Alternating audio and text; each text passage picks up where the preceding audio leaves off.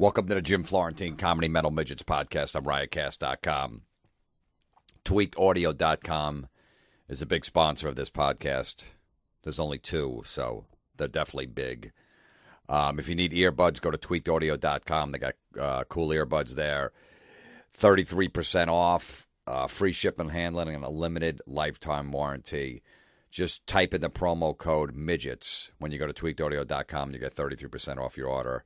And free shipping, too. And the earbuds are cool, and they're cheap, and they're not that expensive. So definitely check it out. It helps fund the podcast, and I appreciate it if you do need some earbuds. Tweakedaudio.com. And also butterflyradio.com is sponsoring the podcast. Go to butterflyradio.com. It's a free app. You have to have an iPhone, and you can basically leave me messages. It's a radio show, your own little radio show. You got about a 5-minute limit on it. You can leave messages on there. People leave messages back. I answer messages, ideas for podcasts, talk about metal or whatever you want to talk about. So butterflyradio.com is a great app, but you have to have an iPhone. If you don't, go fuck yourself. It's not going to work. I don't know what to tell you. I barely know technology. I got my own fucking issues. And Amazon.com. You want to shop on Amazon.com, just go to jimflorentine.com and click on the link, the Amazon.com link, and shop from there because it helps fund the podcast too. So. And if you want to donate to the podcast, also jimflorentine.com. There's a donation page. And that's it. Let's move on. This week I was trying to get together. I'm working on a podcast about douchebags in the gym and all the stupid stuff people do in gyms and how they annoy the shit out of everybody. But it's not ready yet. It's close. I'm still working on it, so I'm still trying to build up enough rage. So that will be definitely next week. But in the meantime, I think I had a really good podcast this week. I've been touring with Megadeth, this whole tour called Gigantour. They do it every year. It's Megadeth, Black Label Society, Jason Newsted's to play in Metallica, David Draymond's new band from Disturbed called Device, Hell Yeah, Vinnie Paul's band, and this band Death Division. I've been on tour with them for the last 3 weeks. I got a few days off. And I interviewed the bus driver, our tour bus driver that drives the bus and has been on a million tours, got some great stories, and we've been hanging and stuff. His name is Eric Smith, and I thought it'd be a good podcast just to get the inside scoop and inside, info on what goes on a tour bus and all the shit they got to do in their schedule. I thought it would be pretty interesting. So that's what this week's podcast is, some cool, funny stories about Scott Weiland from Stone Temple Pilots being an ass. And a bunch of, shenanigans that go on the bus and all the craziness. So check this out. I hope you guys enjoy it. And we always end the podcast with a prank call. And we'll go back to the Crank Yankers days when I played a character, Bobby Fletcher. This one's going to be called Bobby Fletcher Wants to Adopt a Dog. All right, we'll see you next week. Hope you enjoy Eric Smith on my tour bus driver on the Megadeth tour. Check it out. All right, I'm on the Megadeth tour, Gigantour, and I'm on the tour bus. I'm sitting up front with the tour bus driver, Eric Smith. We've been hanging on the tour and telling stories and shit. I'm like, you know what, this will make a good podcast to actually hear, what a bus driver does on a tour and all the friggin' shit he's got to deal with and the schedule and the craziness and stuff. So, how's it going, man? What's happening? How's it going? Good, so... Just first of all, we just stopped at a truck stop to get gas, and I was like, how much does gas cost? And you told me an outrageous number. Yeah, it's about $4 a gallon. So $4 a gallon. This holds 225 gallons. The bus holds 225 gallons. I got our receipt right here. That's not a good one. $890. $890, and that's only filling like half the tank, right? That was actually it wasn't completely empty, so we had about a quarter of a tank when we fueled up. So all right, so a quarter of a tank, and it was $890. That's right. Yeah, man, it's not cheap, but thankfully I don't have to pay for it. So now, what does a tour bus get like miles per gallon? Would you say? This thing gets about 5 miles a gallon. 5 miles a gallon? 5 miles a gallon. They can get about 1,000 miles out of it too. So yeah, so we got a generator we run sometimes when the main engine's not running. But if you break it down, you look how many people you're moving and the cost of what the bus cost and what I cost and all that kind of stuff. You can't move that many people across the country, as efficiently as you can do it and as cheaply as you can do it on a bus. bus. So Right, so because we have how many people on this bus? Like we 12 got, or? We got too many. We got 11, 10 or 11. We could. All right, so we got 10 or 11. So 1,000 miles is going to be like $1,000 in gas. Yeah. Yeah, I didn't know you were going to bust out the math questions. No, I'm good, man. I'm good with my math numbers. So, all right, so it's 1,000. So, yeah, I mean, so you took 11 people took flights from, Oklahoma City to Chicago. That'd be a lot more. So it is. Hell yeah! I mean, the gear, you got to move the gear. It's ridiculous. Like this thing, like most new vehicles, this thing's got an average of 5.4 miles per gallon. But then you got to take it for the fact that this thing's sitting, and if we're running the little generator, that takes a gallon or two an hour. So. Okay, when the bus is sitting at the venue, the generator's always running, so it's cool on the bus. If we don't plug it into the wall or whatever, that little generator runs. So you got to take in a tiny factor for that. Does the bus get more miles, highway miles? Yeah, is there any better. a little better? But not on this one because we're balls to the walls on this run because every night we've got a boogie. But when you get on a if you can kind of pace it and kind of back off and give a decent ride, then you can kind of get a better mileage out of it. I've got up to 7 miles per gallon, which doesn't sound that well, but what were you doing? 30 miles an hour to get 7? I was doing 28. I was average 28 miles an hour. 28 miles an hour. And then I was on the sidewalk for most of it. Most of the people, I think, So now, basically, what happens is, bus calls like 1 or 2 a.m. usually. Let's say 2 a.m. at every venue. Show ends at 11.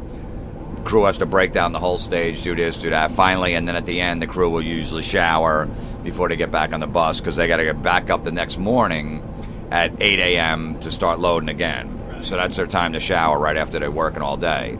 So your bus calls so you show up around 2 a.m. or a little before if bus call is 2. Yeah, they'll pick me up. They'll set a call time like, hey, this will be like 10 o'clock in the morning. We need you back here in the lobby. Meet in the lobby with the other drivers if you're by yourself, 12:30, 1 o'clock to get back here. We'll leave at 1:30, 2 o'clock. So we pull in a venue so let's say, on average, 8 a.m. And then what you do is you'll leave the venue and go to a hotel room. They get you a hotel room, and you go sleep for the rest of the day. Yeah, well, the big joke is bus drivers, first thing they do is go to catering. Of course, you get the free meal when you get there. That's the only meal we get. Right, is the breakfast meal. Yeah. So go to catering, then... They have a van or something, drive you back to a local hotel. Yeah, we got to get in sometimes, depending on what tour you got some people, they got to figure out the parking where they're going to put all of you. You're not going to be in the way of the trucks, and you're not going to be in a fire zone, and all the specifics. And then we'll level the bus, we'll get it all clean. We got to go through and wipe down the counters and take the garbage out, and get it where it's parked and leveled, and get the carpet out, and try to make it look like we're professionals.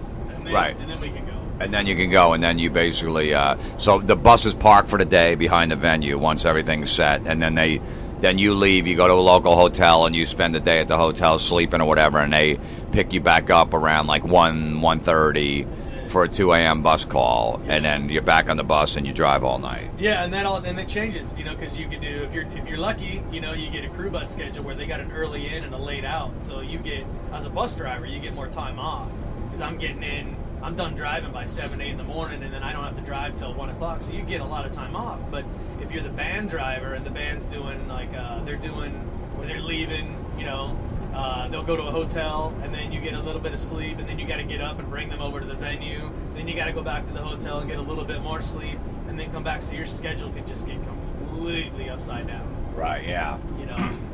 Or if you got them, sometimes they'll get there and be like, all right, well, we got to load in here, but the bus can't stay, so you got to move it. So you got to load out your gear. If you got a trailer behind you, you got to take the bus around the corner and then park it there, and then they got to bring you back. Then you got to wait, you got to bring the bus up, load. I mean, there's many, many different ways that you can completely have a screwed up schedule. Right. But yeah, you're pretty much like, I wouldn't even say a vampire, because sometimes, a day off can totally throw your schedule off, because you'll get there, like today, we're going to get there at 1 o'clock, and I'm not going to be exhausted. I got stuff I want to do. I got things I got to take care of, banking, all the stuff that I need, my life on top of driving a bus. So I got to handle all that stuff, and I may not fall asleep till 8 or 9 o'clock at night, which is when I would, normally be sleeping, but then I get up at 6, Right. So my schedule's like completely... Your schedule's all messed up because then the next day you have to be up all night. I don't know anybody that's got a more messed up schedule than a bus driver. Maybe like Secret Service or something, They got to adjust their stuff all the time because, you're under a heavy need, to be on call or whatever. And there's tours I've done working for bands where, I'm not kidding you, and I know my mom's probably going to listen to this, but there's times where you're up for 36 hours, 40 hours, where they I don't know, and I honestly don't know how their management will let that happen. I've driven bands where I find out three drivers in front of me were doing narcotics. I'm trying to keep up with guys that were doing blow. And it's just like, and all I do, I have my little regiment. When I come back, you're usually getting ready to go to bed. And, I get on the bus. I kind of take care of my little needs, see if the garbage needs taken out, say hi, do my logs. Because I got to, we got to try to stay under the parameters of the, Department of Transportation, which is a bunch of horse shit because that never happens. I wouldn't make any money if I had to run like that. Wait, what is the law with how long you can drive a bus before you have to rest? Isn't there is rules, right? Yeah, like legally I'm allowed to drive 10 hours. 10 hours. Yeah. And then you have to stop. And then we got to pull over, or they, but... And then you have to rest for a certain time? They have to give you like 8 hours or something? Yeah, we're required to have 8 hours off, but we try to demand 10 hours, but it's been this real bone of contention with us where, how the fuck am I going to get 8 hours of sleep if I only get 8 hours off? Right. So we you're not going to wind down. You're not going to walk off the bus and be out cold. Yeah, you're still wired. Yeah, I'm driving. You drive 600 miles at 70 miles an hour and see if you can go right to sleep. Yeah. My world's spinning at at 70 miles an hour. So I got to wind down. Exactly. I've got to get myself a meal, and then I've got to. I need 30 minutes. No matter how tired I am, no matter what, I always wake myself up a half an hour before I need to be downstairs, and that's really not that much time to wake up, stretch, look at my phone, check an email if it's important. There's no time. There's no time for any of that stuff. Yeah. So what kind of drugs do these bus drivers do? Is coke the main drug for them to keep them up, or is there other pills, or is there? Is it energy drinks? What are they usually doing? A lot of it's like energy drinks. I know some guys now. The big thing, man, is this Adderall. Adderall, right? Yeah. I was literally, and it sucks, man, but I was literally on a tour one time with a kind of a 2000, kind of a new metal band, famous singer that's now country. I will leave it out. I'll leave you to imagine who that is. And I was out there, and a friend of mine got me the gig, and I literally drove from the Shore, New Jersey. We're out at the what's the hotel? A real nice hotel out there in. What's the freaking gambling? Totally drunk. Atlantic City. Yeah. Atlantic City. And I had to go from Atlantic City up to Prince Edward Island, which is about 1,000 miles. Which is, if I'm totally making that up if a DOT officer's listening. So right. I get up there, and that's a long haul. 1,000 miles is, I don't like to push myself over that, but that's a nice little paycheck. Yeah. And I'll tell you a little bit more about that, because that's kind of how we make a little bit of extra money out here. Is we kind of have to cheat a little bit. And it's one of those things this is one of those jobs that I didn't even know existed. So, but it's all right if you go over 10 hours, right. It's cheaper for the band not to get another driver to take over, for you to go the extra 3 or 4, but you make extra money over 10 hours. Yeah, sometimes it is and sometimes it's not. A lot of it's a privacy issue. Sometimes they don't want another driver on here, and a lot of it's like the confidence they have in you. But when it comes down to it, and the smart way to go about it is to, obviously bring another driver in or stop and rest. A lot of bands, that's what they'll do. It's like, all right, we're going to drive 650 miles. We're going to shut down. We're going to let Eric sleep for 8-10 hours. Then we're going to boogie on. But being that on this run, we don't really have a lot of days off, they can't really do that. Right. So the thing is like, we had that one drive we did to Dallas. We had to stop and pick a driver up in Nashville because it was 1,200 and some miles. Now, I could have done it, but it's probably not the safest thing to do.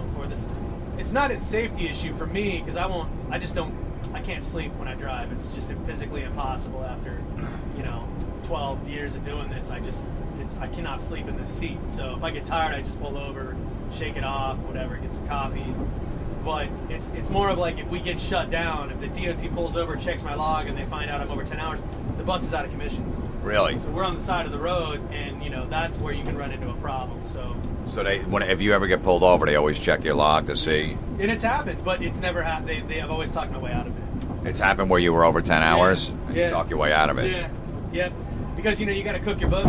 You got to basically got to sit up here. How are they going to know though? Like, can you make up a fake log and then, when you're leaving one city, when you're leaving Dallas to the next city, and go, I really left at 4 a.m. instead of 2 a.m. That's exactly right. Drivers will run a lot of truckers will run 2-3 books. So they'll start up at the show, and they'll be like, all right, I'm going to start this book here, and then they'll do the mileage to a city that's like 200-300 miles away, and they'll do another log leaving that city, and they'll somehow make the mileage work. Yeah. But like now I've got an iPad, and I can do my logs right on here, and it's very easy to alter it, and I can do it on I can almost do it on the fly. It's that easy because it's just like an iPhone. You can right. And it automatically knows where you are, but I mean it's very rare that you're going to do something dangerous or do a really, really long run. So, we kind of look forward to it. It's kind of like, oh goody, a little extra cash, Yeah. Have you ever nodded out at the wheel?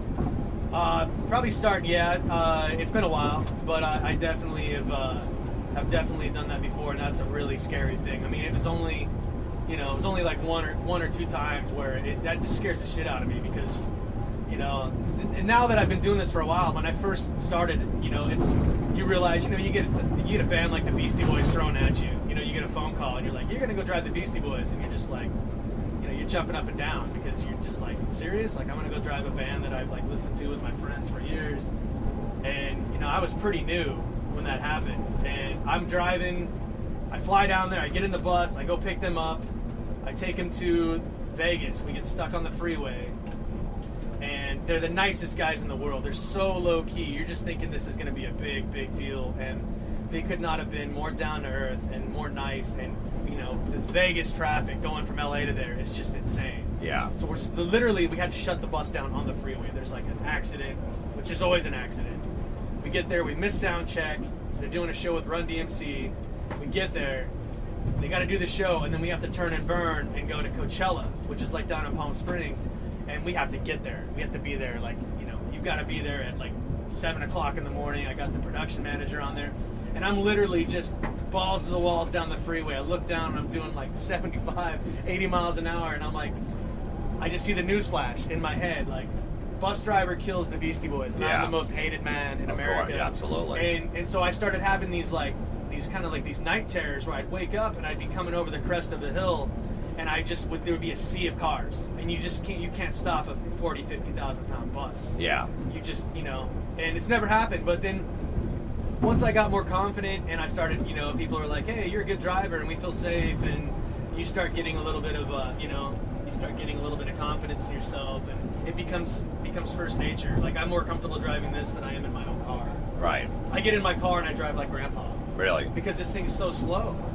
You get so, you develop like, it's a pretty big vehicle. It's 9 feet wide, it's 45 feet long, it's 13 and a half feet tall. You've got these mirrors that stick out. You've got windows all around you, but you have to be really aware of, like, I can look at something and I can see if I can fit under it or between it. Right. You develop like a cat whiskers. Right, so know if you can get by that little spot there. Yeah, you have to, it's like anything in life, you have to completely fuck up to know. You have to learn. You have to be like, all right, well, I know that now I can't make that corner with a trailer behind me. Right. Because that guy that has that rental car just found out that there's no way that I can make it. I mean, I was in New Orleans one time, and I was brand new, never been to New Orleans, took the bus down to French Quarter on a Sunday. And it's like people are there picking up their produce and on vacation, and here comes this, bus and a trailer, and I just put this trailer right into a car. Like, just completely took out this rental car.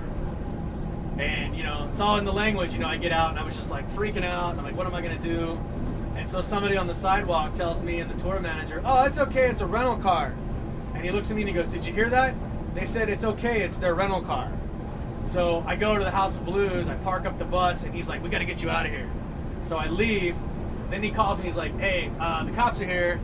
They want to see you.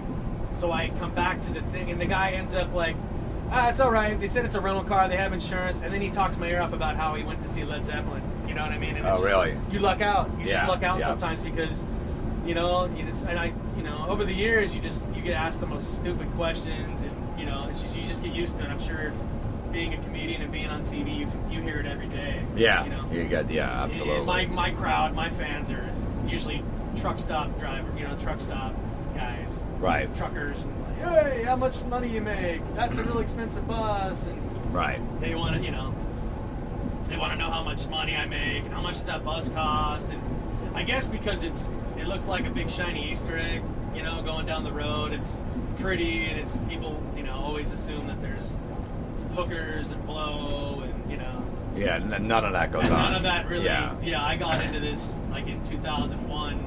Like I was expecting to see like just tripping over bongs and walking into the back and just seeing groupies passed out. And it was like I opened the fridge, there's soy milk in there, trail mix, and it's gone. That whole age of that shit is gone. Everybody's taking care of themselves, and there's But you must have seen some wild stuff, on a bus. We don't have to name names, but bands and some girls here and there. It's always along the way. It's the crew, man. It's always like it usually ends up being the crew or notorious singers that can be rather difficult that you hear about. There's one in particular that I drove. I get the phone call. I worked for this one company that she mainly does country, and she's actually still a really good friend of mine. It was kind of slow, and there's a guy that has another company that knows that I work for her, and he was like, he just thought of me because I'm kind of like a rock and roll looking guy that I would go out and drive a rock band. He's like, hey, I got a brand new bus. I've got an act. I need a driver to drive the singer, and he can be kind of a a difficult guy. Not to mention who the band is, but I think you were saying earlier we were talking about this.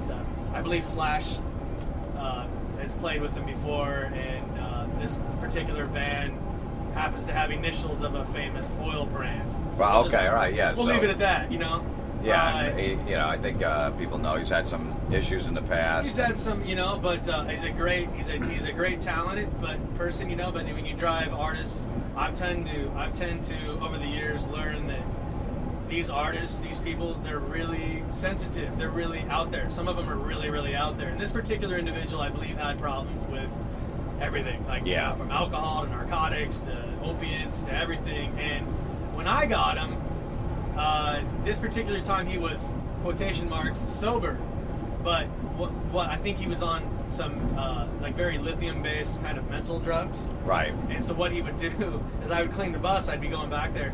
I'd find airplane bottles, and man, you just can't drink on that stuff. So the kind of things we nicknamed him as like his sober companion that was on the bus, who's like a riot. This guy has worked with everybody. I mean, he told me stories about him being on heroin and nodding off in front of cops.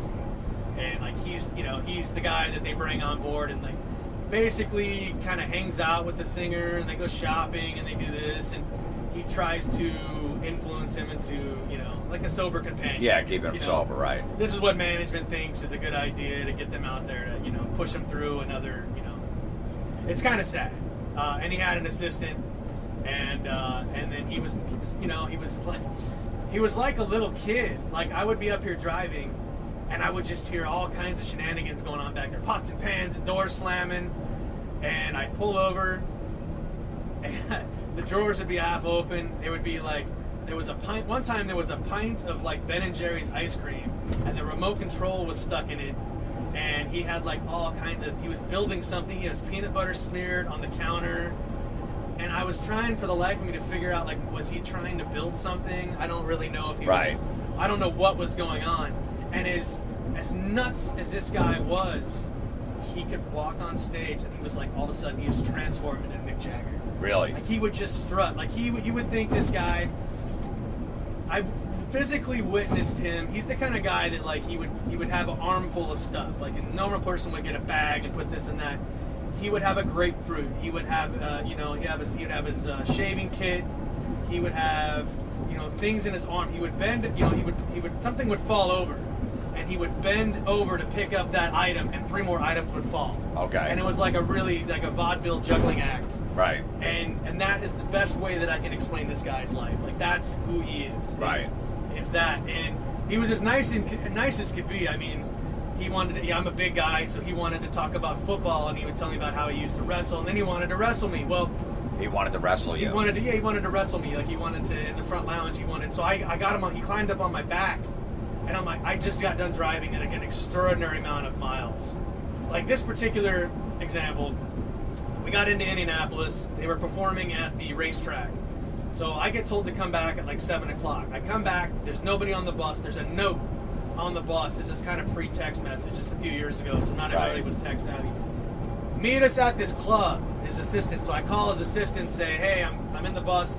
He's like, all right, we're at a strip club. Now I've got an 800-mile haul to go to Connecticut. Yeah. And we're in Indianapolis. I get there, they're in the strip club. This is at 7 o'clock at night. We don't leave, they close the club down. It's 2 o'clock now. He's outside trying to climb through a Wendy's drive-in window. I got pictures of it somewhere. He walked through, they were very amused by him, so they were giving him food through the drive-through. And, and on the way down to Indianapolis, the people were telling me, the tour manager's like, hey, I'm on my own. I'm like, I got his assistant, but this is one of those guys that's, he's surrounded by enablers. Nobody's going to tell him what to do. He's not going to listen to you. You just kind of have to, it's madness. Captain Chaos, that's what we called him. We called him Captain Chaos, the diabolical genius. And he would, whatever you needed to do, he would do the complete opposite. We would drive an extraordinary amount of time. He wouldn't sleep. He'd stay up all night. And then we'd get there in front of a beautiful, Four Seasons hotel. And that's when he decided, now there's no bus parking. That's when he would decide, it's time to go to sleep. Or time to watch a movie. The bus. And he would stay on the bus and dude, we can't park the bus here. We're sitting out front with flashers on. Got this beautiful bus, right? But he's got a suite at the Four Seasons.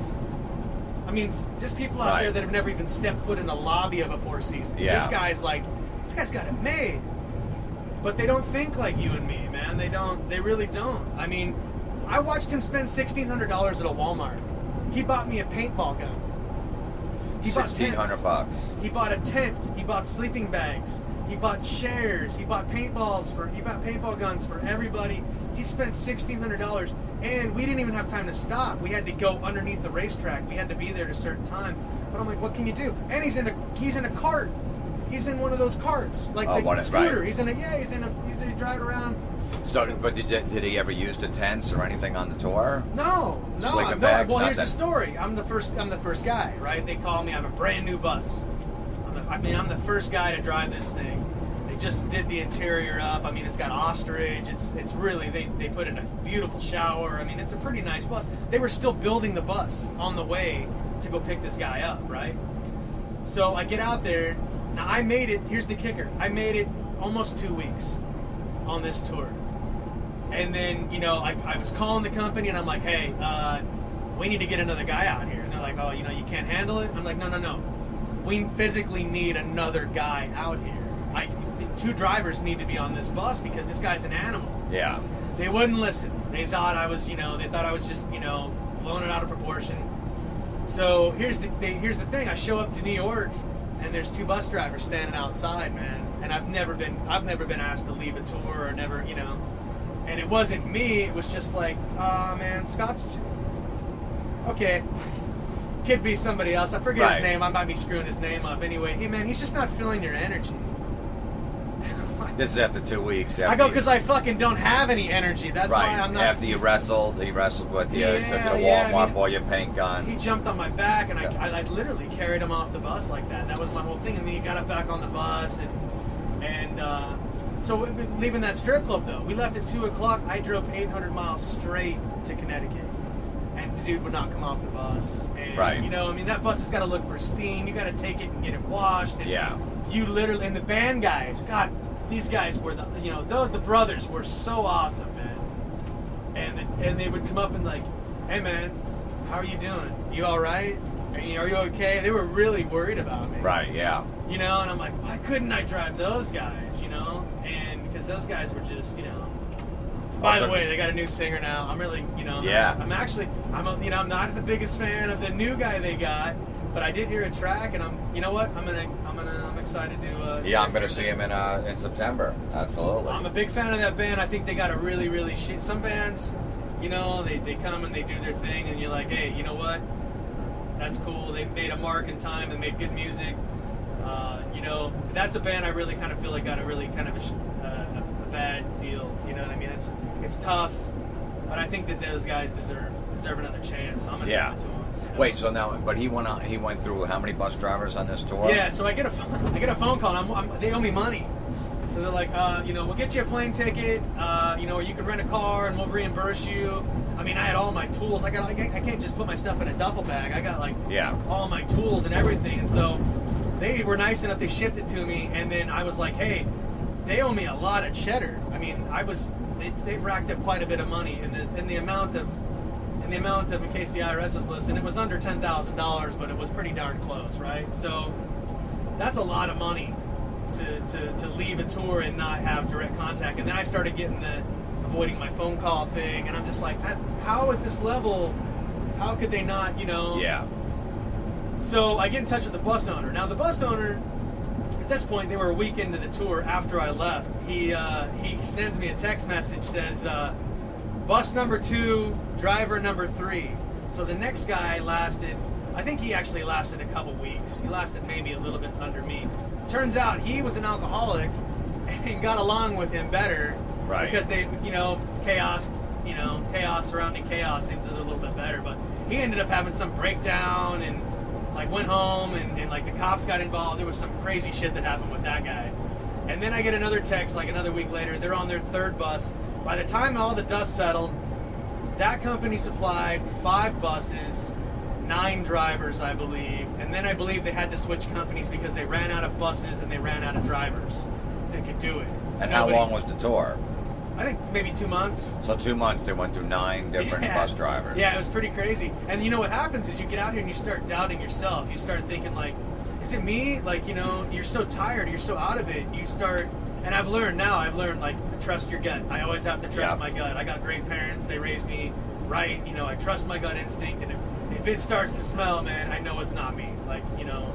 No, it's the same thing as a comedy club, man. You go into a club where it's just not, it's a town or whatever, or just a weird vibe in the club, and you don't do that well, and you're like, no, and you know, and you start doubting yourself. I do it too, and then I realize, no, it's this fucking weird town. It's this, you know, they're like a certain kind of comedy here, and they're not digging mine, but it has nothing to do with me. I have yet to do. I'm not saying anything about Erie, Pennsylvania, but every time I go to Erie, Pennsylvania to do a show, the show gets canceled or the promoter flakes out. I've never to this date done a show in Erie, Pennsylvania. Why is that?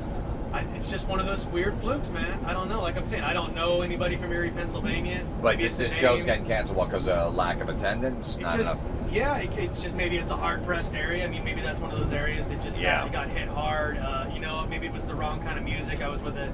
You know, metal's really taken a back seat. This is like the first time I've done a metal tour in a long time, and I've been getting paid by the mouse for the last 4 or 5 years, meaning the mouse, meaning like what your kids watch on TV kind of shit. You know, I don't know. There'd be one company that would probably come after me if I said something about them.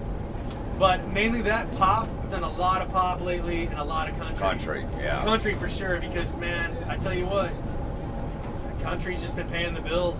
You know, it's a good gig if you can land a bus driver job in Nashville and if you live there and you make a life for yourself. I just don't happen to live there. I mean, I work out of Nashville. I've met a lot of great guys. It's just, I don't think the money's there. I mean, I have a couple guys that can make a pretty decent living. I know some guys that do what I do for a living and they make a 6-figure income. Right. If you can believe that. I mean, I have yet to do it, and I think I stay relatively busy, but I definitely have felt the hit the last few years, and then now I've got a family, so I feel the hit even more. You know, like it can be.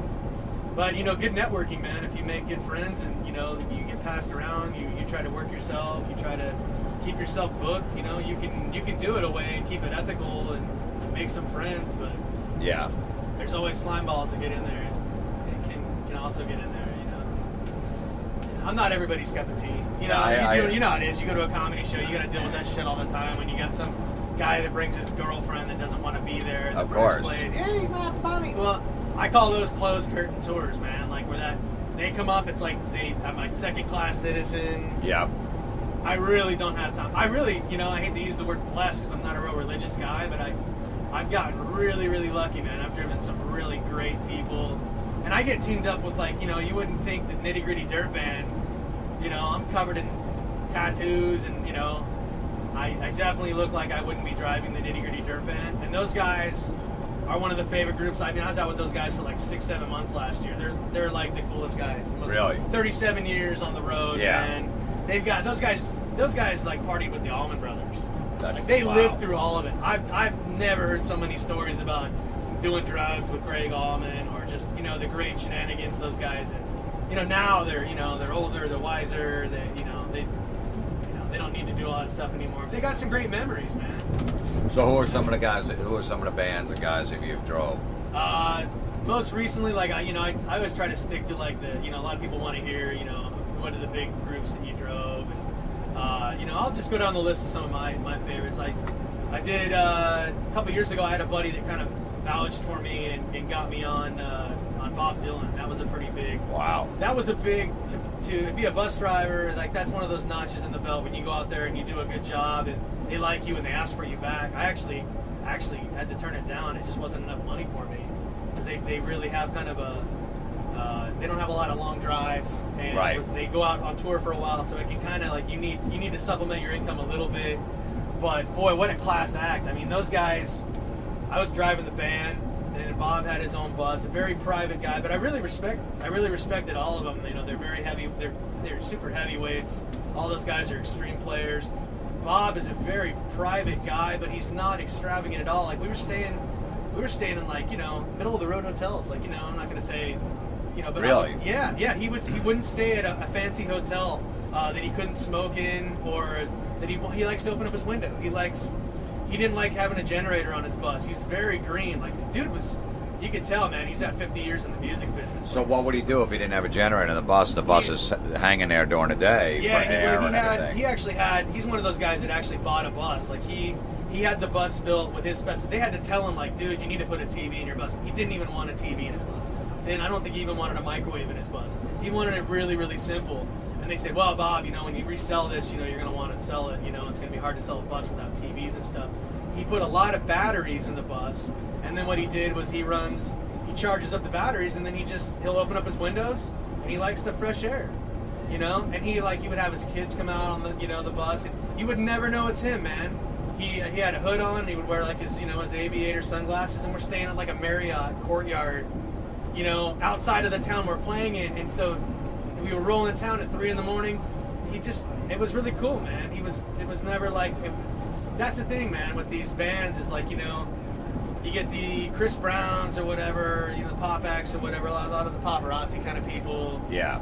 You know, I think a lot of it is they kind of want the attention, you know what I mean? Of course, yeah. You can't be a Miss Blah Blah, you know, pop singer. You can't be wearing fish tank shoes, leaving your lobby and not thinking you're going to get people to come up to you. You can't be like, where's my privacy? I don't want my photo taken.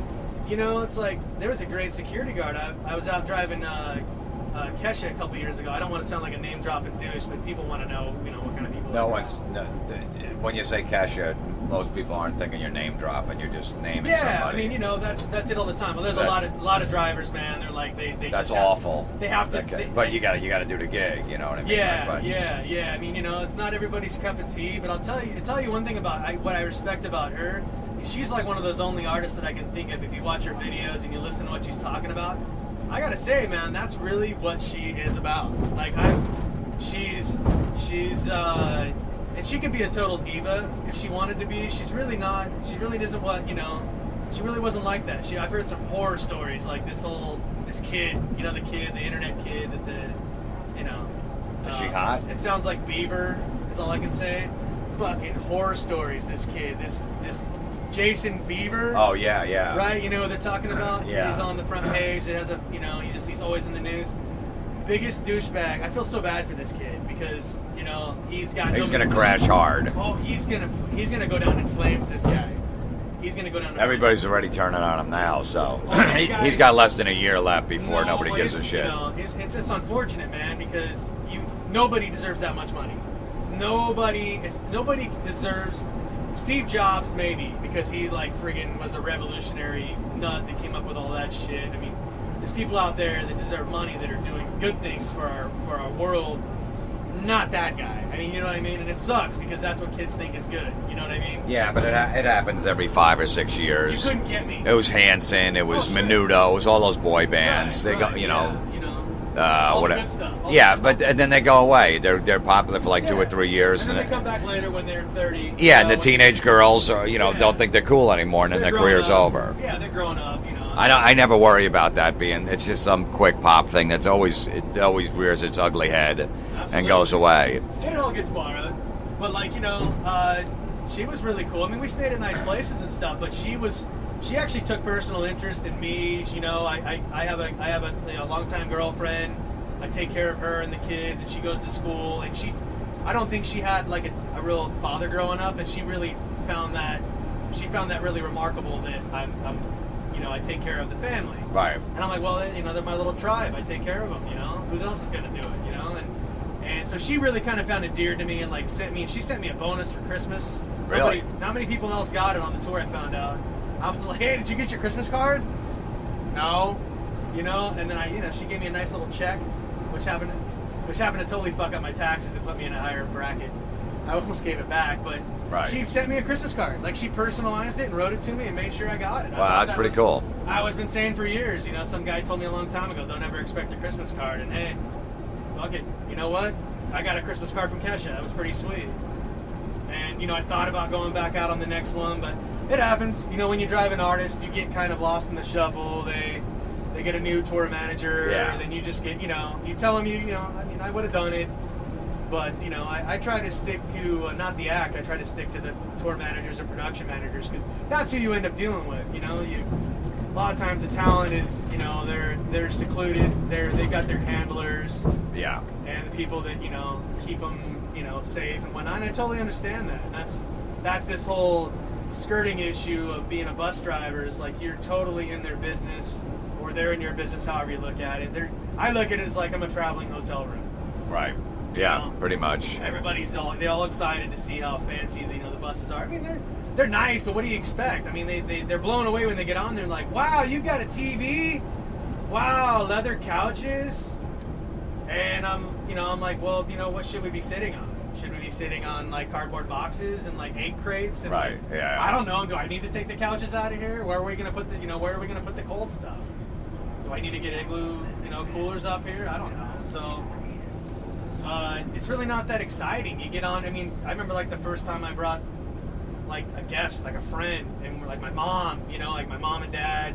I drove Dave Draymond for Disturbed and Mikey, the drummer. They're great guys. I love those guys. It's so good to be out here seeing those guys. I haven't seen Dave in like 6-7 years, and I kind of got them the bus because of their tour manager. And they're like, well, they're like, are you gonna drive them? I'm like. I don't need to. If they scream for me, I guess I could drive them because she's like had me in a different bus and yada yada, needed me out here on this. So I in turn didn't drive him, but I see him. I haven't seen him in 6-7 years, man. And I see him in Mohegan Sun, and he like open arms. I mean, if you know Dave, are you the guy that you kind of see him from the stage and you kind of see what he's about. He might not. He comes off as a very intelligent guy, a very well-spoken guy, but maybe not the warmest, Right. And I think Dave is one of those guys that he sees through that. If you're a good guy, if you're a good person, you mean well, and you're trustworthy. I never gave him a reason to not trust me, and it was like that's really cool, man. I made a connection with that guy that and now the guy, it's like I see him, he'll come and sit down, and we'll have breakfast together, and we just, I'm excited for his new band. Yeah, David Draymond's a really good dude. He's man. a great guy. He is. He said, say hi to your brother. I mean, he remembered. We went to his house, same house that he had on Cribs. I mean, right.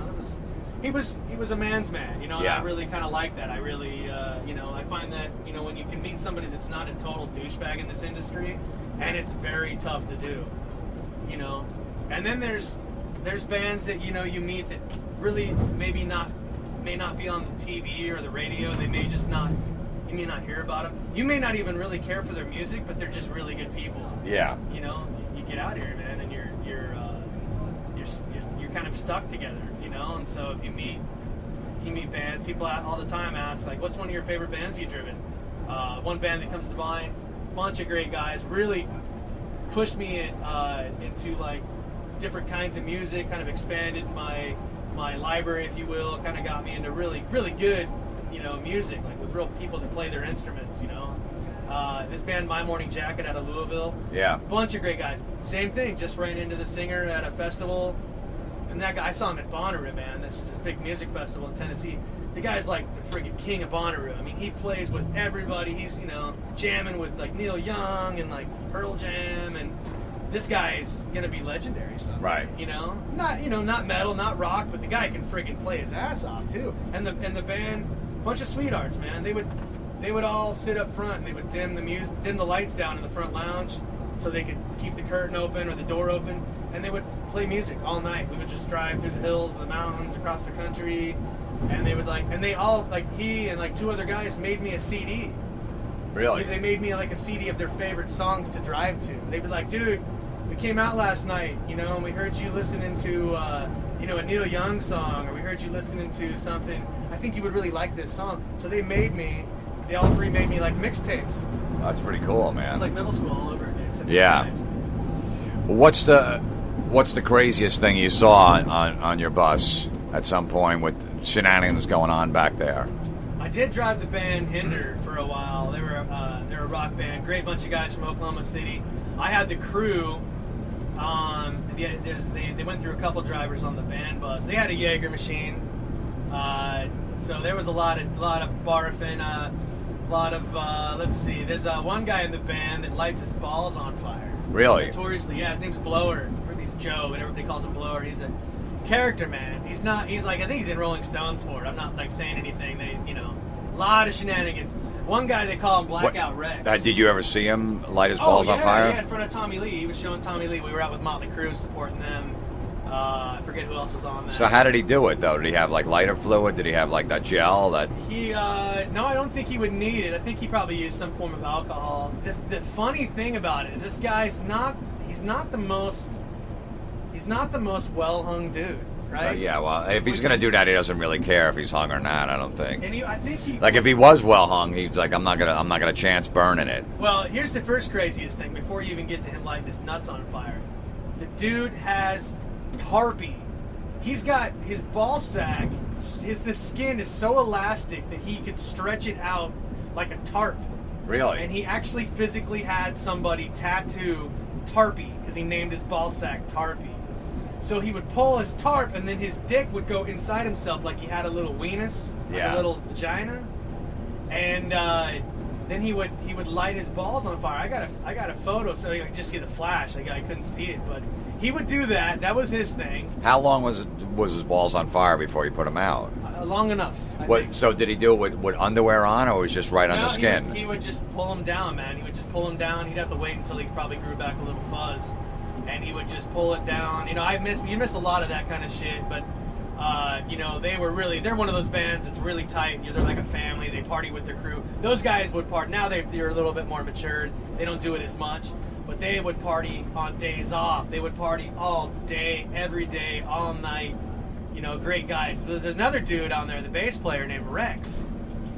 They called him Blackout, right? This dude's hilarious. He would do crazy shit too. He's got really funny tattoos, and he's as crazy as can be. A nice guy. He would get so fucking drunk that he would piss his bed. Really? But he wouldn't just piss his bed. He would piss the entire bunk set. In these buses, we got 3 bunks. Right, to stack 3 high. He would piss through all 3 of them. Oh man! And he'd have to pay, and they would pay. He would piss an entire bunk set. Like, I don't know, man. I've heard a lot of crazy shit. So what would the guy be underneath them, like the second bunk and the middle bunk? I think they actually had 2. I think he would have 2. Oh yeah, they pissed on each other. They would get drunk, and like one guy would pass out, just like you hear about don't pass out at a party. Yeah. These dudes would piss on each other. So the guy's in his bunk. Yeah, as a joke. And they would just go piss on him. Passed out, got his arms curled up, or pass out on the front lounge. And yeah, the dude would get drunk, he'd go back there, just fucking piss right all over the guy. I mean, it would happen, it's just crazy shit. I mean, the singer actually rode my bus because he was married, and so the singer would ride the crew, and he's an awesome dude too, man. He's a really, really awesome. I miss that guy because he would sit up here with me every night. We would go through a playlist. He had a playlist. I would hand him my iPod, and he would sit up here and he would play these songs, that really inspired him. We would listen to something like Heart. We'd listen to all kinds of shit. We would sit up here, and it would just be gay fest. We would sit up here and just, we would play some really horrible shit, but it doesn't matter. Yeah. And we would, until the sun would come up, man, he would keep me company, and time to go to bed, he'd crawl in there. Well, it was really tame, man. His wife would come out here, she was beautiful, just, they would kind of keep to themselves. Well, we had this monitor engineer that was kind of new, nice guy. I'm trying to think of what we called him. We had a nickname for him because he was so young looking, but he was young, but he looked old. And so I guess they got drunk one night. We're in Vegas. They had an album coming out. We're having this big old party. I believe the guys from the Palms that own the Palms and the I don't want to say who it is because I can't remember their name. Yeah, I know. I believe that they have some interest in the hotel and they own a basketball team perhaps. Right. But very nice, generous guys. They would give them this that liquor that that liquor that I forget where it comes from, but it's like you drink enough of it, you start seeing Mario and shit. Absinthe, right? Right. I believe they got into some of that absinthe. So I come back the next day and there's a sign over the back door, and I'm like, that sign wasn't there before. I wonder what that. So I pull back the sign and there's an imprint. The door's crushed in, and there's a mark from somebody's forehead. And apparently, what happened is the singer bet him that he couldn't run from the front of the bus to the back and bust the door down with his head. Really? Then he did it. Yeah. Well, he didn't do it, but he made a big hole in the door, and then they felt bad and they didn't want me to get mad. So what did you do when you saw it? And I got mad. Yeah. Yeah. Well, I don't get so mad anymore. I mean, so now does the bus company bill the band over after the new door? Yeah. And the only thing that sucks is when it's going to affect me. Like, if they do enough damage to the bus and they can't turn the bus, so I can go out and I miss a tour or whatever. That's the only time that it would like bum me out. Or what about the beds that got pissed in? You had to change them the next day. Who changed them? I believe. Well, I believe they just cleaned them up the best they could until we got back in, and then when we were finished with it, they would the band would get billed, and they paid it. They never bitched about it. But did you have to change out the mattress and everything? No, the guy driving them did, because I was lucky enough to not have to drive them. Oh, okay. That thing. But yeah, they would. No, they completely they unscrewed the bunks and completely rebuilt a whole new bunk set and paid for it. It might have been $1,000, $50, might have been $3,000. I don't know. You're kind of at the mercy of the bus company at that point. At some point they should have had him sleeping in the bottom bunk if he's going to piss from the top and ruin two other bunks. Yeah, put him on the bottom. But any sexual stuff? You ever walk out with someone getting a blowjob or or anything? You don't have to name names. But. No, it's okay. I think he'd be proud. I don't remember his last name. There's this dude named Steve-O. He was a drum tech, and he was a really, really nice guy. I was still kind of up and coming at this point. I was still pretty young. I didn't, I wasn't as polished. Well, as unpolished as I am. I think that I was probably not as good of a bus driver as I am now, but every bit as likable and as charming, right? So it might have been him, it might have not have been him, because I don't want to throw the guy under the bus, because he might be married now and got kids, and I'm sure he listens to the podcast. So we're at this Midtown Music Festival in Atlanta, which is they quit doing it for a while, but man, it's got an awesome lineup this year. I would love to do it again. And it's pouring down rain, and we see these two girls on the sidewalk, and they're they're doing their best, because they're the crew. They get thrown the scraps. They really got to work hard for any kind of tail they get on the road. And so they get these tramps to come up on the bus, and I'm hanging out with my brother and some buddies, and we're on the bus hanging out. I very rarely get to see my family, so I go in the back. And you gotta go see what he's doing back there. And I go back there, and the girls have their pants down, and they got coke on the girls' vaginas. Right. And the guy's doing blow off of the, and I'm like, I have finally made it. This is welcome to rock and roll. He was doing it off of both of them. He was doing blow off of both the girls, with their vaginas. Nice. Yeah, I was like, wow, man, rocking is not a band. This is and, he only went up from there. I think last time I ran into him, he was doing Motley Crue or something, It is kind of a family. After a while, you run up to people, and some guys, you see them and they look 10 years older. Some guys look the same. I haven't, Willie G that's out here, I haven't seen him in 10 years. He was on one of the first bands I ever drove. He was teching for them, and I see him, and he hasn't changed a bit, man, But there's really not a lot of like sexual stuff going on. Like in the '80s, I could just imagine. I mean, the '80s, the girls had to like blow to roadies just to get to the band, and a bus driver and all that. What was their job? Right, just to get to the band. Yeah, the now you see, well, the band doesn't even get girls, let alone the roadies. There's really none of that stuff going on. No, with the internet now, it's so easy. They just hop on Twitter, and that's how they work it. By now, I've got a bunch of jobs. And back in the day, that's what they do is they throw cash on the dashboard and a little 8-ball, and they'd say, "Get us there."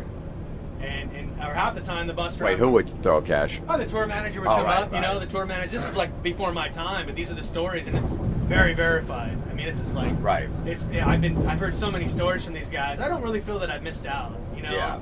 I really think that I've seen these guys, and it's like you can tell that they've had hard lives.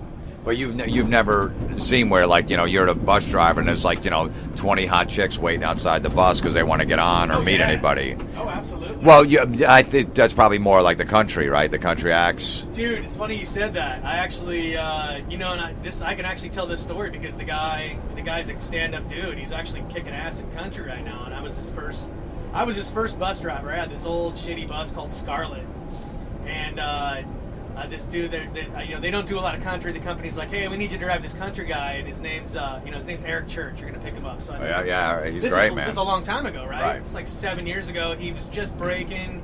I got a chance to see him get the key to the city, and he's engaged, or he had a girlfriend at the time who he's married now. They got a family, and this is one of my first country gigs, and we're at some honky tonk in North Carolina. And we're talking a good-looking blonde walks up. She comes up to me and she's like, "Are you the bus driver?" And I go, "Yeah." And she's like, "If you let me up onto that bus, I will fuck and suck everyone on it." Really? And my jaw just completely dropped open, and I got, they're in the window, and apparently she's already come on to everybody on the bus. And I go, "Hey," that's really nice of you. It's really nice of you, sweetheart. I hope you get a big hug from your dad soon. And I went up on the bus, and I said, "Oh, let me check," and I go up on the bus, and then Eric's just like, "Do not let that tramp up on the bus," and I was like, "Holy shit!" I thought this is what you would see in rock and roll, right? Dude, the tramps are in country, man. Those chicks just give it away. It's a phenomenon. I've never seen so many whores in my life. Well, yeah, the country guys are the new rock stars now. They're the new rock and roll. Yeah, absolutely, man. The country shows 17,000. They're just selling out, arenas and stuff like that. It's that big, and there's a lot of chicks that go to country. It's probably like 60-40 chicks to guys that go to the shows. Absolutely. It's like if you got a name and you can sing, you can be a country singer. And the guy, but it's well known out there. There's certain guys that they have loyalty. They're like family. One thing I've noticed about the country stars, man, is they really are. A lot of them are real guys. A lot of them, you get your divas, right? You get your people that they've been getting their ass kissed for a while. But the majority of them, man, really, they'll shake your hand, they'll look you in the eye. There is something about country where it's almost becoming not country. It's becoming American music. Yeah. Because they're this Jason Aldean dude, he's got they're shredding guitars in the background. Yeah. Same with Eric. It's you go to the shows, it's explosions. I remember the first time I went to a Brad Paisley show. Eric was opening for him, and I go and I'm like, I pull in, and there's 20 semi-tractor trailers, and I'm like, who the fuck is this? And the dad's coming up, and he's talking to me, and he's like, well, I'm Brad's father, and I'm like, I didn't know who he was. I'm like, this is completely new to me. I had to. And I honestly thought that country would be really easy for me to break into because I don't know the music so much, so I really wouldn't get too much involved in their personal life. But I think a lot of them, they kind of want you to be, I think they kind of want you to be kind of, endeared to that type of music, and it maybe, I do have a lot of friends that I've met in country, and I would do it for the right gig. I definitely would, because it is nice. I think it is nice. This isn't like a typical job. I don't have benefits. I'm on the road. I would have to look at a calendar, but I definitely am on the road 300 days a year. Whether I'm on tour or I'm sitting in Nashville or on my way to Nashville, that's a very liberal guess. That's 2 months out of the year that I'm actually physically. 300 days. Holy shit, man, that's a lot. So you're home 2 months. Bullshit. It really is. There's absolutely no bullshit when I say that. It is, and as I say that now, I'm wondering what the fuck am I doing with my life? But I got a plan. I'm actually one of the lucky ones. There's guys out there that do this job that put their kids. They missed them growing up. They put their kids through school, and they really sacrifice a lot, And it kind of angers me when they get a lot of these guys. I say, I'm only doing this for another couple of years. That's kind of what you get, and they're like, hey kid, you've been doing this for 10 years now, 12 years, whatever. He's like, it's in your blood, man. You're a gypsy. Yeah. And that's what my girl, she's worried that I'm gonna get home. And honestly, there came a time where I would go home, especially when I was single. I'd go home, I would just party my ass off. I would make that money easy come, easy go. Yeah. I literally pissed away the majority of the money I made out here. Because it's like I'm not the most responsible guy. If I was, I wouldn't be driving a bus on tour. Right. But I've learned now that I've done a majority of changing and fixing and adapting and all that kind of stuff that, it can be a short-lived career. If you're smart, you would live off of $20,000 a year. Yeah. And now that's what I do. Now I don't go out and buy a go-kart. It's not something that I need. I don't need to order room service. I don't need to go on a vacation every time I don't need to pat myself on the back. Yeah. Now I've got a family I'm taking care of, and I need to make sure they have the things they need. And she's going to school, and so that's my plan now. Is that she's my saving grace. And it's hard. It's hard for her. She's an independent woman, so it's really, really hard. It's hard for her to be hearing like these stories of, it's crazy shit. But I would put my hand on, I would swear on my mother's grave. On my mother's grave. She's not dead. Sorry, Mom. She's actually doing really well. I would swear on my mother's soul that you can edit that out, right? That in 13 years of doing this, man, I've never had any interest with any groupies. I'll look. I mean, if they want to come up and show their tits, right? And I've had band guys like, you don't leave this bus until you suck our driver's dick. I mean, that happens all the time. Like they're constantly, and I'm blushing. I'm like, no, I'm like I like to hunt. You know what I mean? I don't want anything that easy. It's just not good. Right. It's just not. And I'm pretty sure I was a virgin when I got into the business anyway. Yeah, I mean, like when you're out, when you got your woman at home and they're struggling and she's got 3 kids and my wife's at home, we got a 3-year-old. It's like that's the last, and they're up all night with the kids, or there's some drama going on, and we're out here. We're not having fun, but we're doing our thing. It's like the last thing you want to do is like just betray them. It's just like you're not going to do that, man, because they're going through shit at home when you're not there, man. So it's like.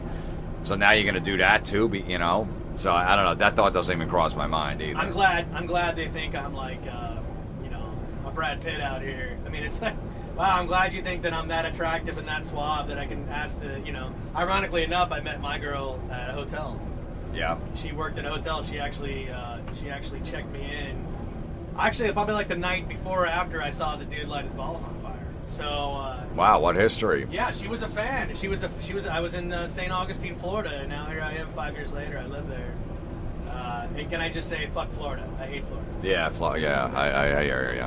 If you're from Florida, I'm sorry. But no, I lived there for a little while, so I know. It's just not my cup. A lot of crazy people down there. Shady. It's a gangster state, man. There's a lot of gangster shit happening down there, man. Nancy Grace shit. She wouldn't have a career if it wasn't for fucking. All right.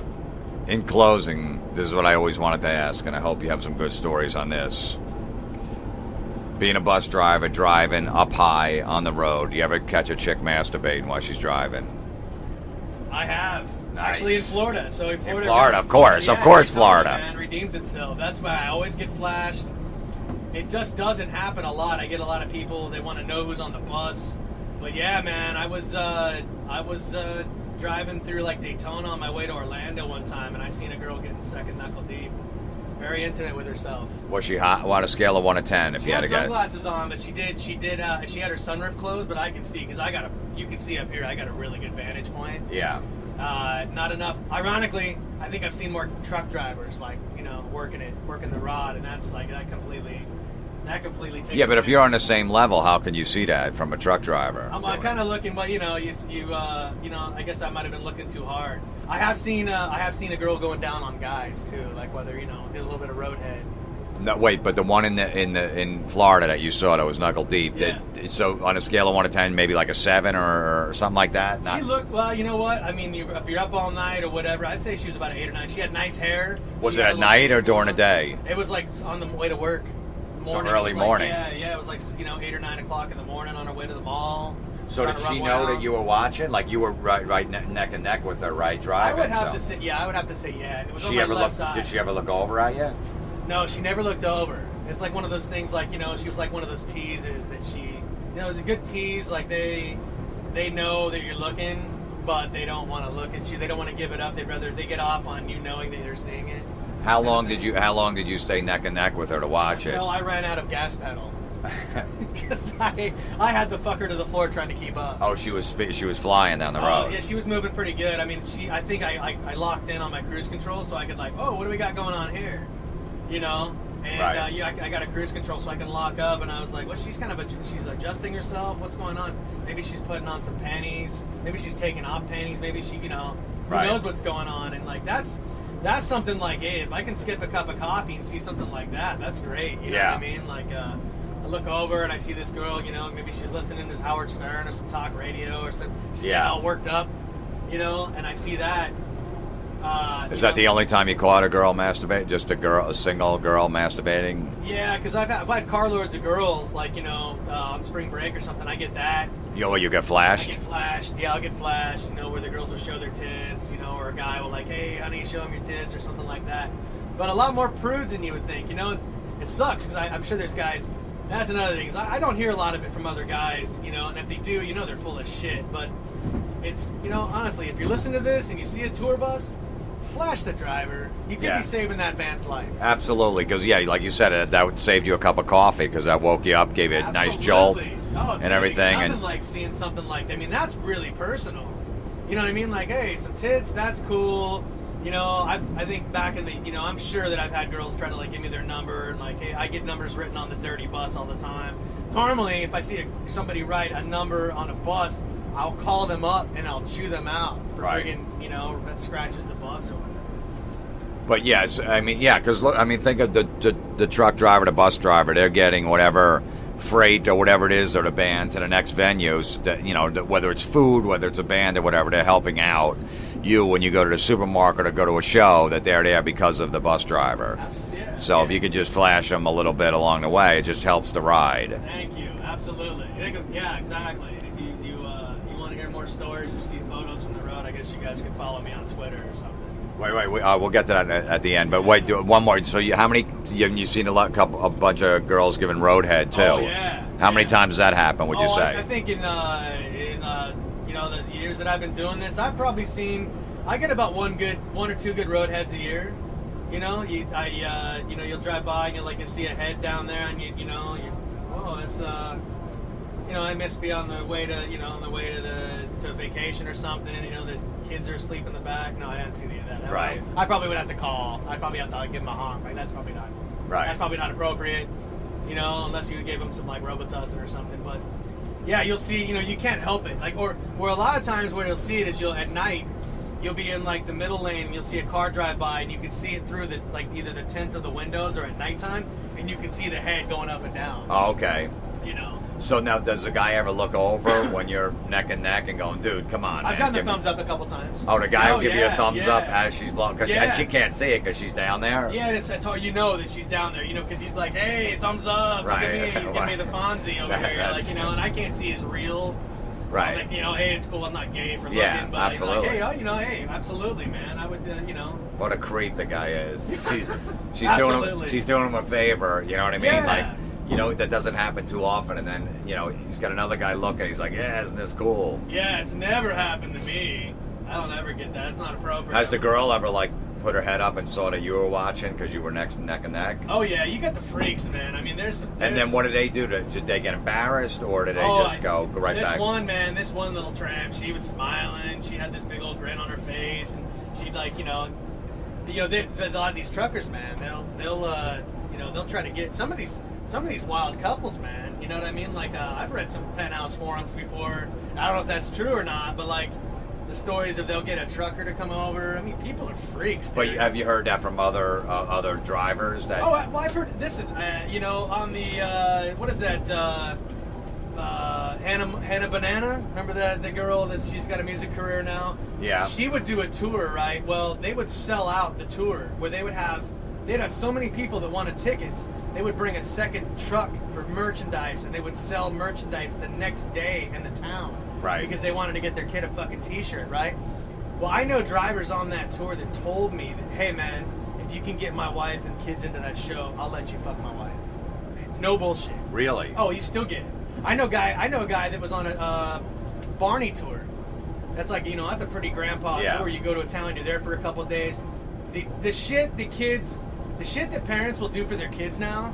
I mean, like on that, Kesha, and on that other tour that I did, and other pop stars or whatever. These parents are like renting a limousine for their fucking kids and taking them to the show, and it's like, I had to go and see like, some band I've never heard of with my parents play at a state fair. That's what my first concert. Yeah. And that's bullshit. Like, half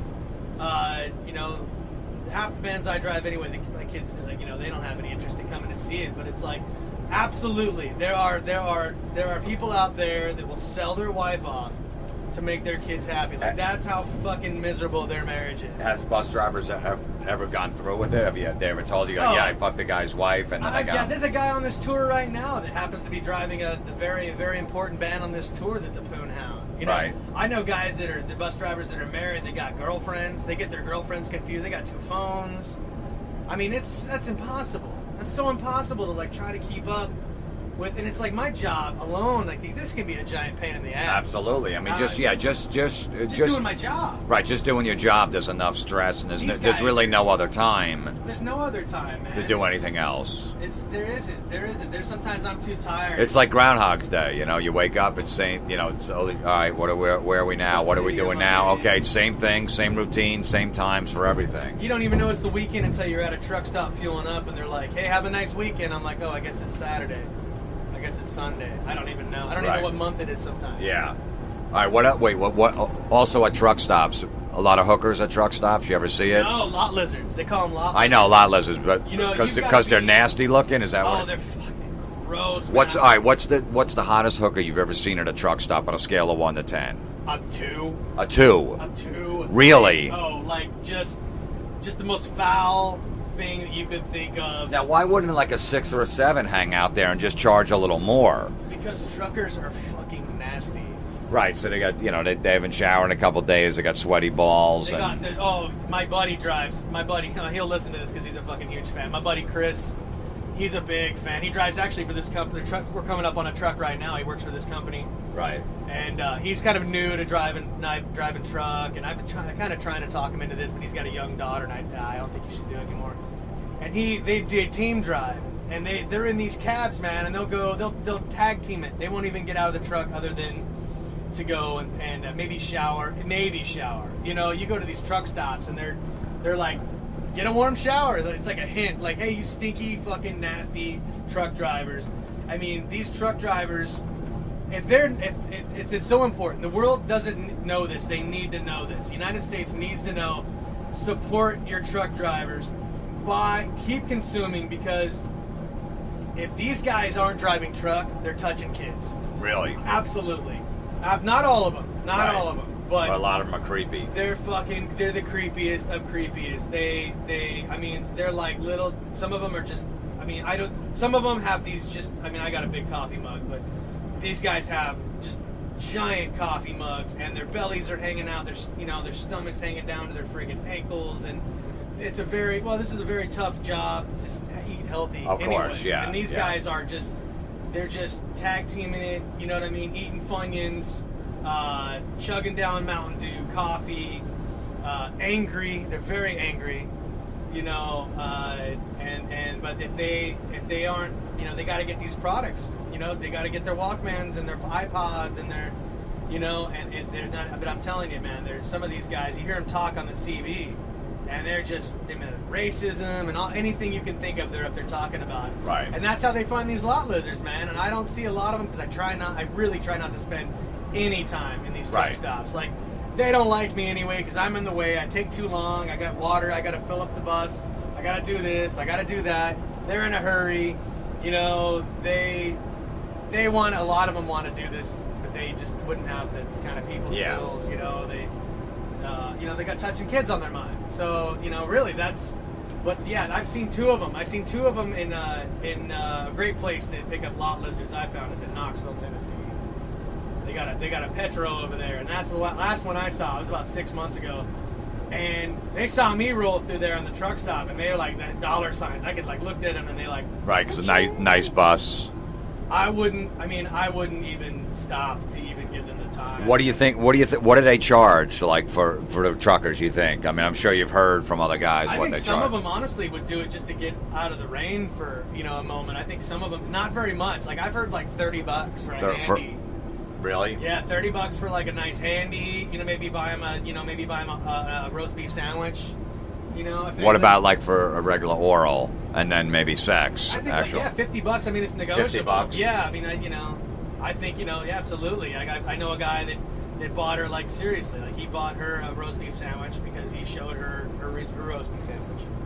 You know, she's like, you show me your roast beef sandwich and I'll buy you a roast beef sandwich. Really? Yeah, pretty wow, much. That's a fair exchange. Yeah, you know, I mean, she and it was like a roast beef sandwich at Pilot, so it wasn't even like Arby's, so it wasn't even good roast beef. No, it wasn't even a good one. You know, but it's this is how bad it was. She was climbing, one was climbing in the other side of the truck, the other one was climbing over the lap, and this is a good 50 feet away, right? And I'm kind of moving at the same time, and I could count her teeth. She had 3 teeth. Really? Yeah, and she had the fishnet stocking. It was very obvious. Right. It's very obvious. This was not this is obviously somebody's mother or sister, but not not in that exact order, you know. But yeah, and I didn't witness it or see it because it's just. But I knew. I called my buddy. I was excited. It's like seeing a leprechaun or something. Of course, yeah. It's not, I will stop if I see one. I will get you out of your bunk so you can see it. I'd like to interview one, actually. Yeah, I haven't seen one yet. I would definitely be interested in. I've never been to one of those whorehouses. You know, they have them out in Nevada. You'll drive all night. You'll be out there on one of those side highways, 95 or whatever, and you'll see the red light. Yeah. Out there, Elko, where it's legal and stuff, and they'll be like, hey, they're yelling at you on the radio. They want you to come in.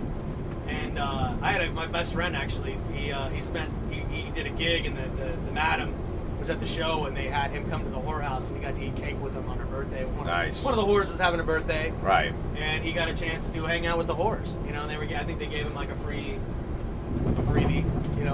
I think he just took a blowjob. Right. So, but these lot lizards don't tell the truck drivers, go in there and use the shower first at the truck stop before I'm going to do anything. They don't care. Yeah, I don't think the truckers care. I mean, I don't know which one's more gross. You know what I mean? Yeah, it's probably a tie. Maybe that's why they got the teeth rotted out. Yeah, they go. I don't know if actual semen can rot your enamel. That's more of a question. And my mom's probably still listening. She's a dentalist, and she would know. But the thing is these lot lizards go from one truck to another. Right. They just the one that was coming up on the side rail was maybe she was going in the back and taking care of her buddy, or taking care of the guy's buddy or whatever. I don't really know. But I know my buddy visits a lot more truck stops than I do because he's a trucker and spends he'll stay there. They have to do a reset for their log books to catch up, and so he would see a lot more of that. And he would be the first person to tell me if he sees them all the time. Yeah. I'd like to do a documentary on it. I know, absolutely, man. But I'm afraid I would actually catch a disease. It's possible. All right, I think we pretty much covered everything. I hope I didn't talk too much. No, that's what we want, man. We need a driver's perspective what goes on out here and stuff. A lot of people don't know. So what is your Twitter and all that stuff so people can follow you after they hear the podcast? Yeah, I don't really get on there. I'm gonna trying to start doing. I don't really have anything to promote because it's just me. But hey, I always need friends. I always try to if I can give somebody a free ticket or something or whatever. Or they just want to look at cool pictures and stuff like that. I post that stuff up every once in a while. I'm at OMG LOL guy, all capital letters.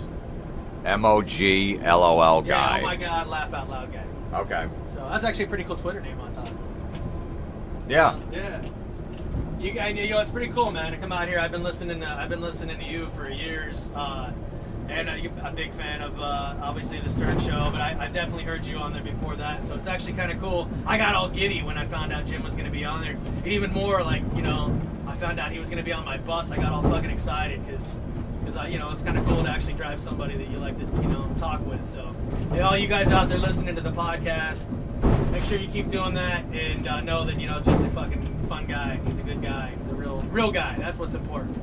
Thank you, man. I appreciate that. That means a lot. All right, Eric Smith on the road here with Megadeth. We're in the middle of Illinois somewhere, on the road to the next gig. Fucking look at the corn. We literally got cornfields out. Yeah, we're in the middle of cornfields right now. Got another. It's like 11 in the morning. We got another hour. We've been driving, what, 9 hours, 10 hours so far? Yeah, we've been. I'm catching that. I'm probably getting close to that window of where, you know, where they don't want to know about it. My company wouldn't want to know about it. But hey, I'm pretty lucid, right? You know? Yeah, absolutely. No, you get between the lines. Yeah, no, we're doing good. So, all right, man. Well, that's this week's podcast. Hope you guys enjoyed it. And, you know, if you're a little lonely, go get a lot lizard. What the hell? It's $30. Buy her a fucking roast beef sandwich. That's a deal. Who cares if she has 3 teeth? Maybe you'll get lucky and see her big Montana. Yeah, I mean, it's gonna, you know, and if you know, it'll take her longer to eat the sandwich. You can hang and talk with her. I'm pretty sure those ones down there in Knoxville had beef and cheddars. Just from looking at it. Probably. Really drippy, really nasty. Nice.